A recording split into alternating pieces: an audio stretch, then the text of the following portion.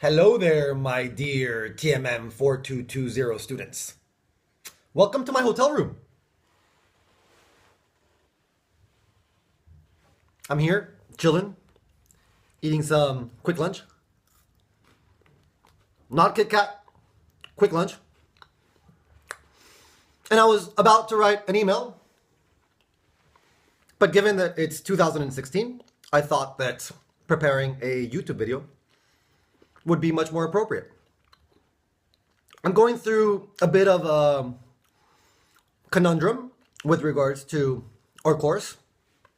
And I want to start by explaining the spirit of the course that maybe we haven't been too clear about.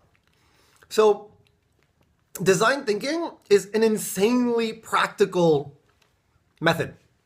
It's really, really, really hard to understand what design thinking is all about simply by reading a book, for example, or browsing through an article, or maybe even just seeing YouTube videos.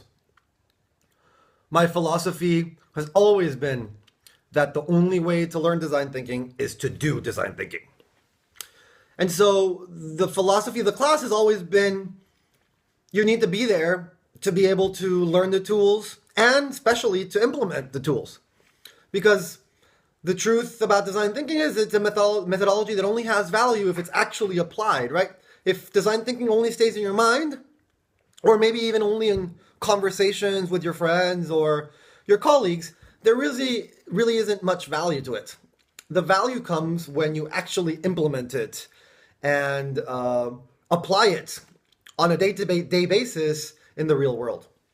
And so the class will depend significantly on people actually showing up to not only learn the tools, but actually to implement the tools in a team perspective.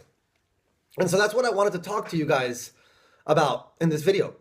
I've made a list about all the messages that I want to get across to you guys. One was this idea of the critical importance of learning by doing, which actually goes against a lot of the traditional university experiences that most of you have probably had.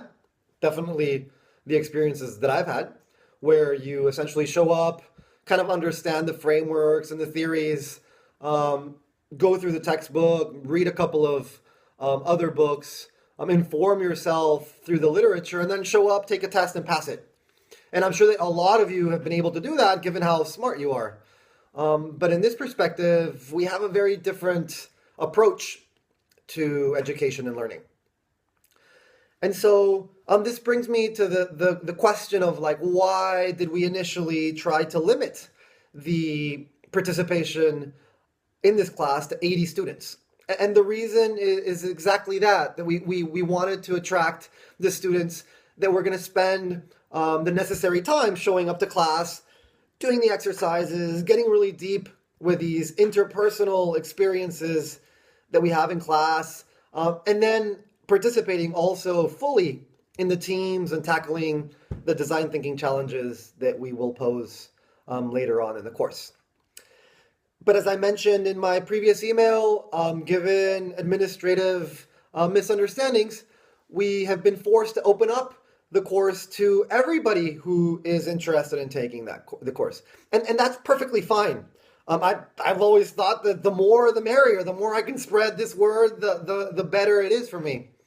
And so it's actually really exciting to have 210 people right at this moment signed up on It's Learning for the course.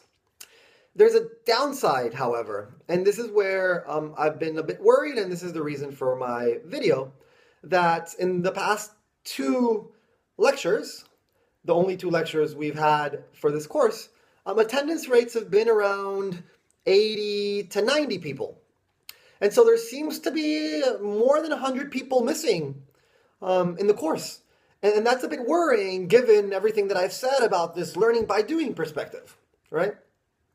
Just imagine when we start to tackle these real-life challenges for real-life companies who are expecting interesting and insightful results, and only half of the team shows up to actually do the work. That's going to be troubling not only for me as a teacher and the companies as the receiver of the information and the insights, but also for the team members involved, your classmates, in other words, who are going to be a little bit turned off by the fact that only half, or maybe sometimes even less than half of the team is actually showing up to do the work. That could be demotivating and not very inspirational at the end of the day. And the goal of this class is actually to break the rules, right? To really change the way that education is given in Norway and also across the world, because I plan to continue to spread these ideas outside of Norway. Unfortunately, the educational system is still based on going into a room kind of with like this traditional lecture perspective where the teacher is just throwing information at the students. The students are kind of trying to remember all this stuff, taking tons of notes, many times just falling asleep, many times not even showing up, and then taking a test at the end and trying to pass.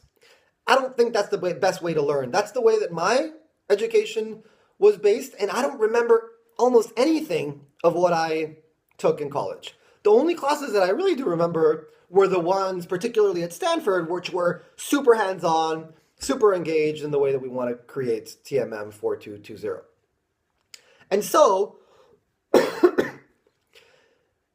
it's funny that we were initially planning on limiting the course to only 80. Then we opened it up to now 210, but still only 80 show up for the actual classes. And the reason why this matters so much, for me in particular, but also for everybody else involved in the course, like for example, Martin Steinert, who has been really influential in actually creating this course and supporting me when it comes to the administration, but also TAs, the TA team has been really working their butts off to make this course as successful as possible. And all these people involved, we need to know how many people are actually going to participate in the course. We need to know how many challenges we're going to offer, for example. How many companies we're going to involve in the course. How much prototyping material we will need. The size of the teams, that's a huge thing. Last year, the team sizes were too big, and we got some really good feedback from the students saying that 16 or 14 students per team was way too much. And so I would love to reduce that number to 6 or 8. But the only way to actually know whether we can reduce that number or not is to know exactly the number of people who will really fully show up and participate in TMM 4220.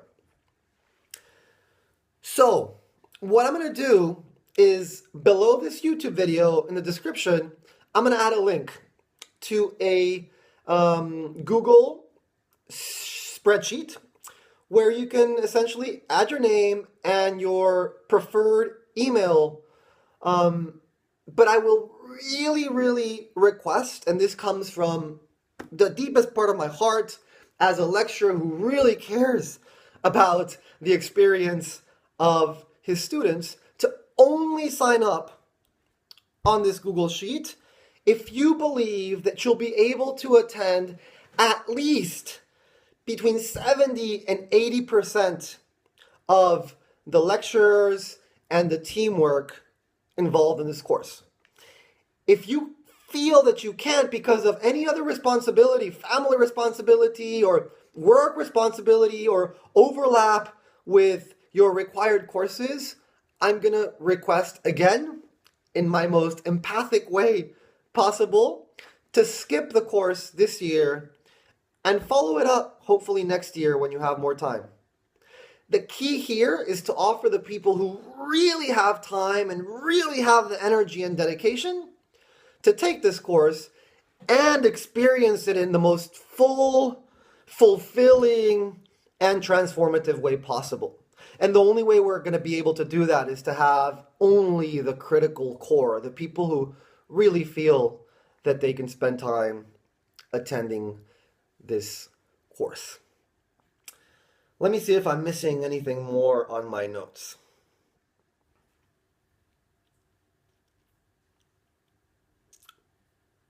Yeah, I think I've covered everything.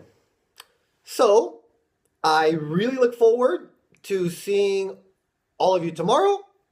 I'm excited to hear about your experiences with deep immersion in bathrooms. Oh, actually, speaking of bathrooms, how about I give you a tour of my bathroom? You ready for this? I made it clean, so you can actually check it out.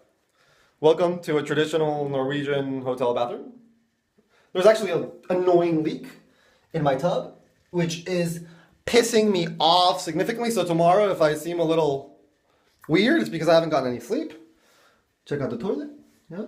So hopefully you've been immersing yourselves in the bathroom experience of your partners, and that this message has been relevant, informative, and that it makes sense to you. I don't want to come across as an annoying douchebag professor. I don't want to revert to like annoying traditional course restrictions like giving you guys pop quizzes or taking roll call in every class or anything like that. That's one of the reasons why this course is pass or fail.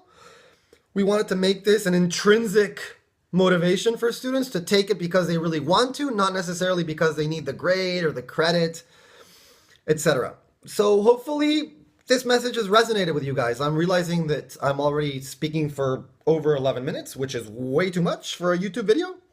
So I'm going to leave it at that. I look forward to hearing from you guys. Please email me or send me whatever you need to send me. Call me, text me. Let me know what you think about this. All right. Tusen takk. Vi ses snart. Ha det bra!